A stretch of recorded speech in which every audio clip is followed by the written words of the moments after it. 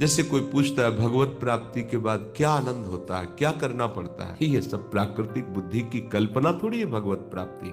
कोई इंद्रियजन्य विषय थोड़ी है भगवत प्राप्ति। इंद्रियों का विषय भगवत प्राप्ति थोड़ी है। मन का विषय भगवत प्राप्ति थोड़ी है। बुद्धि का विषय भगवत प्राप्ति थोड़ी है। मन और इंद्रिय और बुद्धि को जहां से प्रकाश मिल रहा है, बल मिल रहा है, वो है भगवत स्वरूप। इसीलिए श्री भगवान इस श्लोक में वर्णन करते हैं, सुखमात्यंतिकम यत् बुद्धिग्राह्य मतीन्द्रियम वेत्ति यत्र न चैवायम स्थितश्चलति तत्वतः। जो सुख आत्यंतिक है, जहां दुख का लेश ही नहीं, महासुख है। हमारी प्राकृतिक इंद्रियां उसे पकड़ नहीं सकती। अतीन्द्रियम बुद्धिग्राह्यम, बुद्धि की पकड़ में आने वाला सुख नहीं है।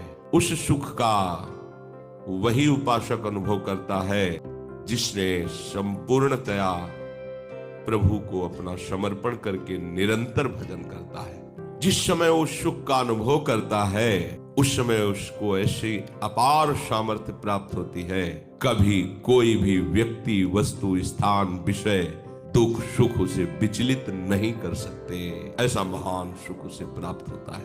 सुख मात्यंतिकम यत्, जो योगारूढ़ उपासक है, वो भगवत कृपा से जब अपने स्वरूप का अनुभव करता है, अपना स्वरूप चेतन, अमल, सहज सुख राशि, चैतन्य घन स्वरूप है, निर्मल स्वरूप है और सुख समुद्र है हमारा स्वरूप। इसी सुख समुद्र स्वरूप से हम अपने भाव देह में स्थित होते हैं और अपने आराध्य देव के समीप निरंतर अनंत काल तक के लिए महासुख सेवा में निमग्न रहते हैं। न जन्मना है, न मरना है, न दुख है, न सुख है, न लाभ है, न हानि है, न स्तुति है, न निंदा है। वहां महासुख, न अपनी याद है, केवल आराध्य देव। कैसा अपार सुख।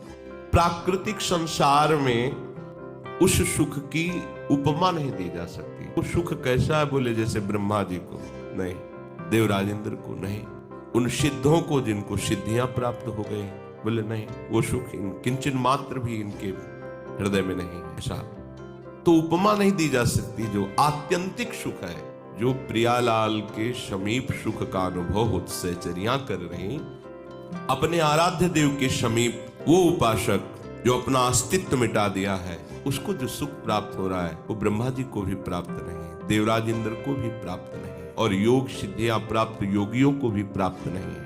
संभव ही नहीं है, क्योंकि ये सुख त्रिगुणातीत है और 3 गुणों से ही रचित ये संपूर्ण सृष्टि है। रजोगुण ब्रह्मा, तमोगुण भगवान रुद्र और शतोगुण भगवान विष्णु, और ये सुख त्रिगुणातीत है।